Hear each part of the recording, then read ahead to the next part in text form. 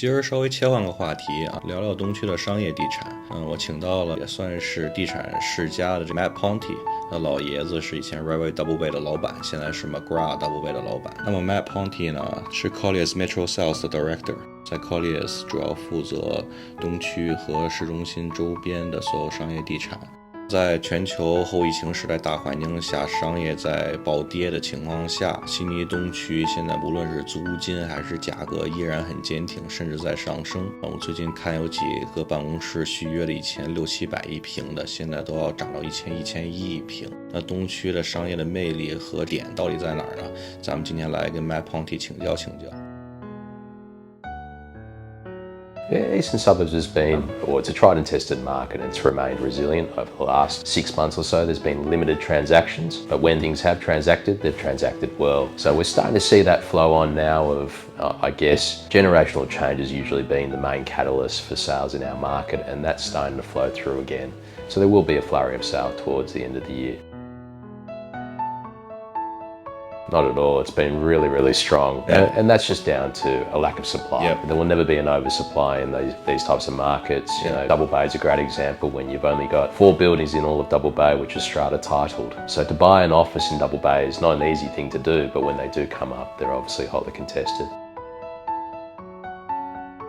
And so a lot of private high net worths, a lot of local Eastern Suburbs people that live locally but don't necessarily want to go all the way to the city. They just want an office close to where they live. And is it only Double Bay or are the other areas strong as well, like Rose Bay and Bondi Junction and these areas? Yeah, absolutely. Look, Bondi Junction's going through a lot of change at the moment. There's a lot of development, so a lot of conversion from office to residential up and down there because it's got exceptional views back out over the harbour. Other places like Rose Bay, very tightly held. There's probably one sale every year or so, and that's it at most. Woollahra is still very strong as well, but again, another tightly held market. So these Eastern Suburbs markets are incredibly tightly held, and typically it's only generational ownership change that brings along a catalyst for a sale. Only a bit of a different feel between the two suburbs. Double Bay is sort of, I guess, the go-to place at the moment. You've got international tenants which are coming to Double Bay for the first time in many, many years. There's great restaurants, good amenity, all the services there, and it's a quick trip into the city, so it's not hard to get to them back and forth. It's changing every day at the moment. So it really started with SJD property down in Cross Street where they redeveloped 1788 and they're now redeveloping Encore, which is a new mixed development, retail and apartments. That's really led to other groups like Top Spring who are developing at the moment also, and also the big player in town which is Fortis, who have really, I guess, rejuvenated the suburb or been one of the main leaders there in bringing tenants like Perry's Margaret to town, along with international retailers which are slated for their new developments.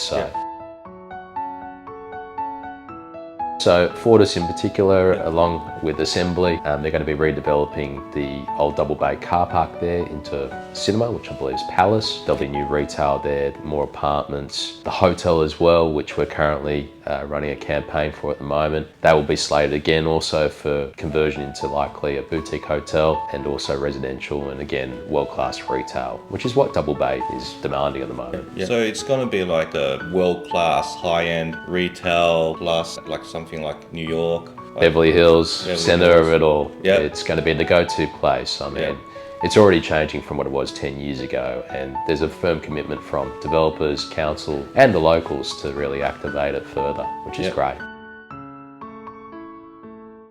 Look, rents are an interesting one down there. Your typical rent can range anywhere from about $800 a square metre all the way up to, call it $1,500-$1,600 a square metre. So there's really been a lot of appreciation over the last couple of years. What's probably changed in Double Bay is probably the quality of product that's being delivered. So where typically it was older style shop top, I guess, office product, now it's A-grade space with end-of-trip facilities and underpinned by great retail. And retail rents? Retail's also appreciating, so in particular streets like Bay Street, Cross Street and Knox Street, which are your traditional go-to retail areas, those rents are certainly going in excess of $1,500 a square metre to start off. What about selling prices? Selling's an interesting one. So as I said, we don't have any strata space really. There's only 4 buildings down there. So that hasn't been tested in a long, long time. Commercial wise, on GFA rates, you're looking at north of 17 grand a metre typically, and that space or those sites that have been selling have been either high-end residential or high-end commercial sites, depending on where they're situated. Yeah, very timely. So we're about to bring to market the Commonwealth Bank and Westpac in the middle of Double Bay. Yep. So on New South Head Road there, in the centre of it all, 1,138 square metres approximately of land. So that will go to the market next week. And what's that looking for? Any guide at the moment? Will be north of 17 grand a metre on GFA, which will put you probably into the high 40s, close to 50.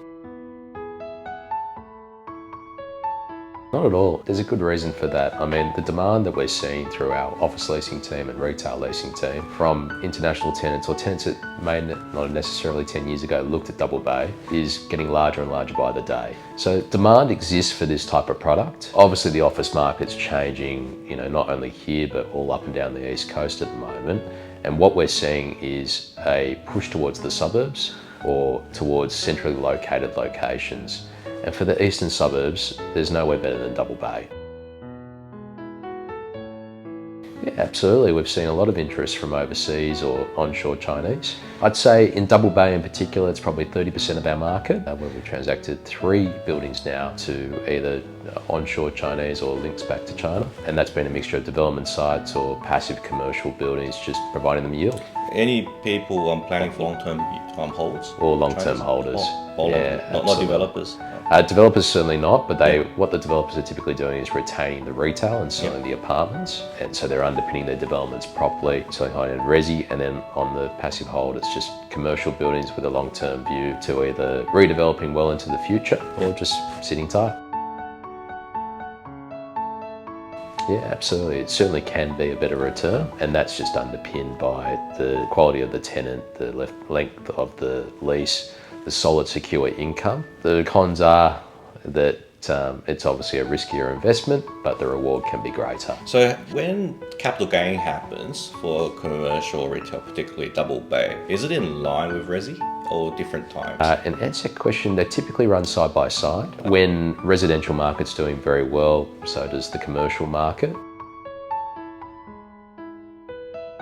During the commercial sales process, we do utilise expressions of interest campaign. So what that means is it runs very similar to an auction campaign. All the information is provided to you in a detailed information memorandum. There may be some time provided for due diligence, so as to allow you time to go through the leases or planning or anything you need to get comfortable with in order to acquire the site. And then come the EOI close date, you simply submit an EOI form with where you see value, and then from there it's either accepted or potentially may go another round in order for certain terms or guidance to be provided to you in the buying process, and then ultimately transact. So when do you get to the step where you provide exclusive DD? So that can happen sometimes straight away, or could be a couple of days after.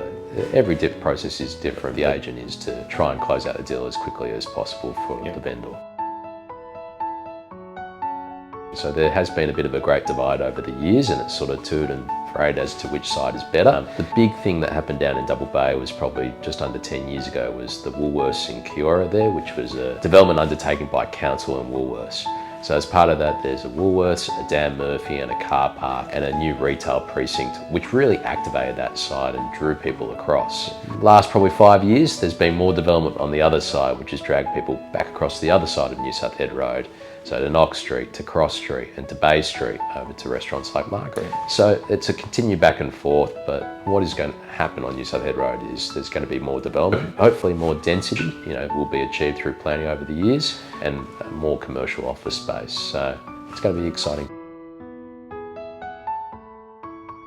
Altogether, Double Bay, and it'll be the place to work, live and play. There's a lot of changes going on in Double Bay at the moment, and there's a lot of focus by council to get sort of a uniform approach to addressing these developments, because a lot of them have ended up through the planning panels and then in Land Environment Court, only for an outcome of 6 stories to be achieved, typically. So the FSR in Double Bay generally is around 2.5 to 1. However, it's been somewhat abandoned, and there's a lot of precedents now set for well and truly over 3 to 1, with the highest I've seen today at 4.4 to 1. So there is merit in more bulk and scale in the commercial core there, encouraging a mix of residential and commercial and retail, which is what the suburb needs. And we've seen great examples now, such as Ruby House, Palace House, all being occupied and with significant demand, which is bringing really high rents that we spoke about earlier.